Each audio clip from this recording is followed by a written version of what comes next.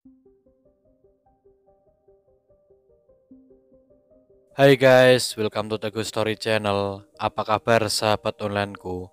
Semoga sehat dan bahagia selalu, serta selalu dalam lindungan Allah. Di video ini aku akan menceritakan kisah yang dialami oleh seorang wartawan harian Bernas Yogyakarta. Dia dihabisi oleh orang yang tidak dikenal. Bahkan kasusnya hingga sekarang masih menjadi misteri. Simak videonya sampai habis ya sahabat onlineku. Fuad Muhammad Syafruddin yang akrab dipanggil Udin, lahir di Bantul pada tanggal 18 Februari 1964. Udin adalah seorang wartawan Bernas asal Yogyakarta di era Orde Baru.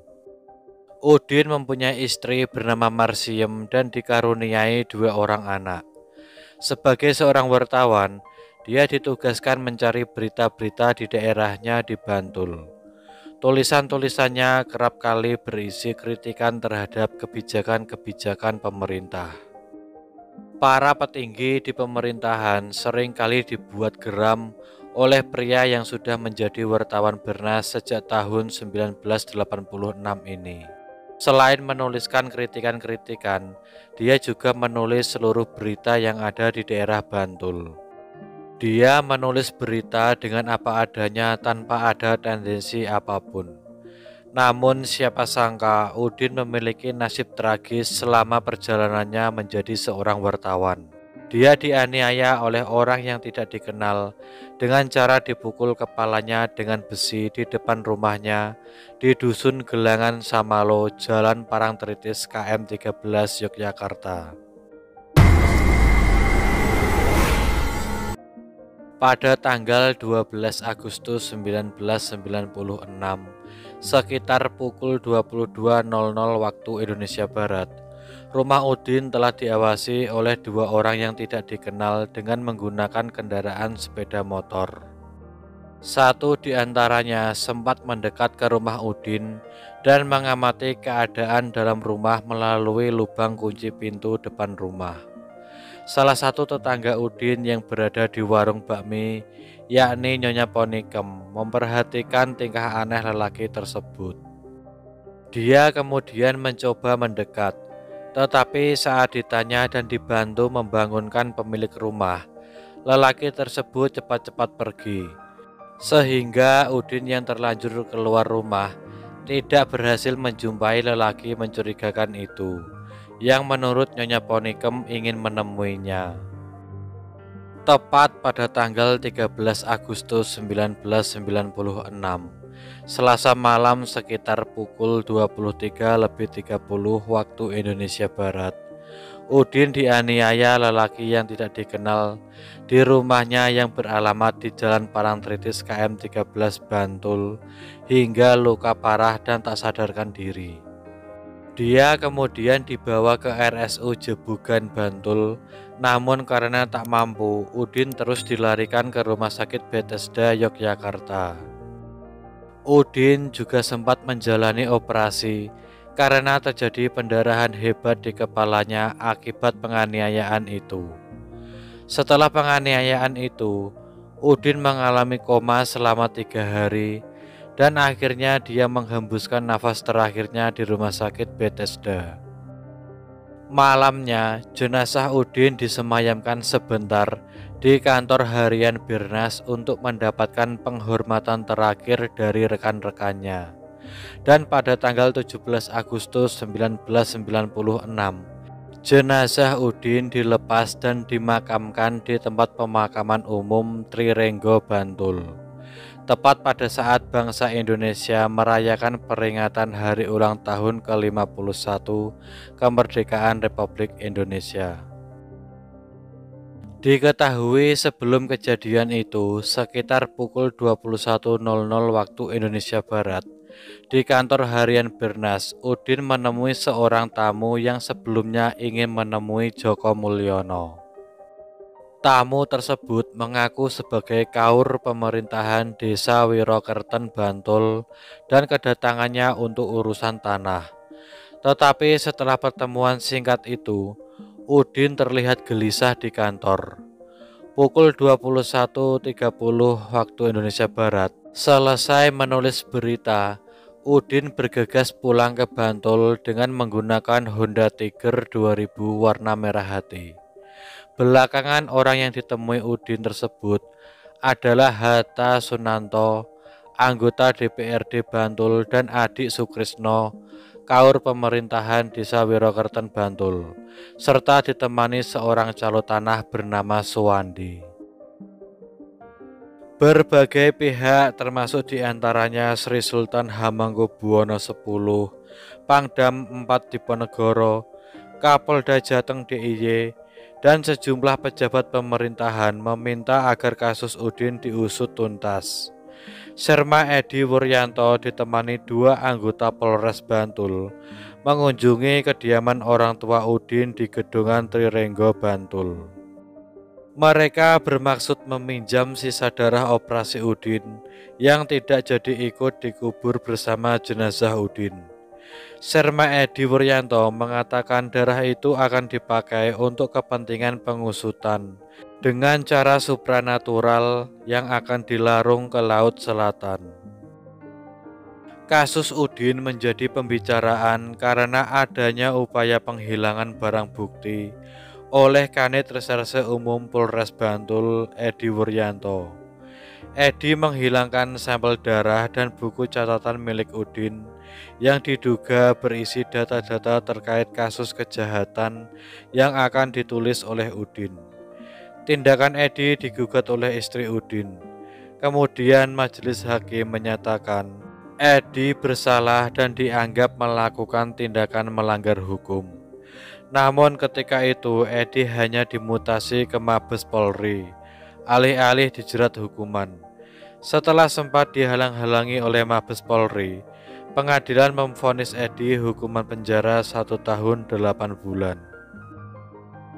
Sebelum meninggal, Udin disibukkan dengan peliputan pemilihan Bupati Bantul untuk masa jabatan 1996 hingga 2001. Ia mengikuti tiap perkembangan peristiwa dengan seksama.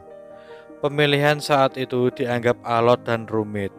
Pasalnya terdapat 3 calon yang maju dan semuanya berlatar belakang militer. Satu calon yang mencolok ialah Sri Roso Sudarmo. Keikutsertaan Sri Roso sebetulnya cukup mengejutkan. Masuknya kembali Sri Roso ke gelanggang memicu Udin membongkar borok pemerintahan. Selama memegang kendali kekuasaan, Sri Roso dianggap tidak kompeten dan penuh praktik KKN, korupsi, kolusi, dan nepotisme. Laporan paling bikin gempar adalah soal surat kaleng yang menuturkan ada calon bupati yang diduga kuat bakal memberikan dana sebesar 1 miliar rupiah kepada Yayasan Darmais milik Soeharto. Dugaan kuat mengarah kepada sosok Sri Roso. Hal ini dibuktikan dengan penemuan surat pernyataan bersegel yang ditulis dan ditandatangani oleh Sri Roso. Surat tersebut menjelaskan bahwa Sri Roso setuju membantu pendanaan Yayasan Darmais apabila terpilih sebagai Bupati Bantul periode 1996 hingga 2001. Kasus Udin menemui jalan buntu. Polisi tidak dapat mengusut tuntas pembunuhan tersebut. Beberapa rekan Udin akhirnya membuat tim investigasi pencari fakta. Berdasarkan penyelidikan, tim menyimpulkan bahwa tewasnya Udin tak bisa dilepaskan dari berita-berita yang dia tulis. Tulisan Udin dipandang memancing kemarahan penguasa. Dalang dibalik pembunuhan Udin mengerucut pada satu nama, yaitu Sri Roso. Sepekan setelah kematian Udin, Sri Roso menggelar konferensi pers dan menyatakan dia sama sekali tak terlibat dalam pembunuhan itu. Pernyataan Sri Roso juga dipertegas kepolisian, diwakili Kapolres Bantul, Letkol Pol Ade Subardan. Polisi mengatakan kasus Udin tak punya dalang dan pembunuhnya akan ditangkap dalam kurun waktu 3 hari. Polisi kemudian menangkap pelaku pembunuhan Udin. Orang itu bernama Dwi Sumaji alias Iwi yang bekerja sebagai sopir di perusahaan iklan. Tapi Iwi bukanlah pelaku sebenarnya. Dia hanya dijadikan tumbal. Dalam persidangan pada 5 Agustus 1997, Iwi dipaksa mengaku bahwa dia membunuh Udin. Iwi terpaksa mengaku di bawah ancaman dan pengaruh alkohol yang disuplai Sermapol Edi Wuryanto alias Franky yang merupakan Kanit Serse Polres Bantul. Iwi dijadikan tumbal untuk melindungi kepentingan bisnis, politik, serta nama baik Sri Roso.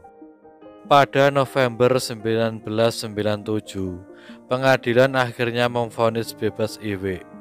Majelis hakim berpendapat tidak ada bukti yang menguatkan Iwi adalah pelaku pembunuhan.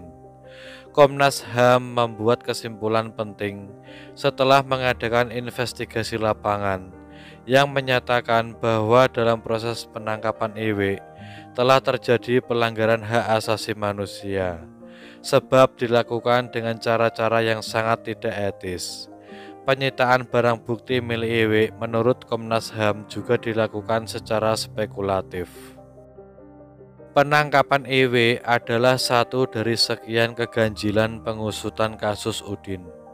Sebelumnya, muncul pengakuan Tri Sumaryani yang menyatakan diiming-imingi sejumlah uang oleh oknum tertentu jika bersedia berkata pada publik dan persidangan bahwa dia berselingkuh dengan Udin.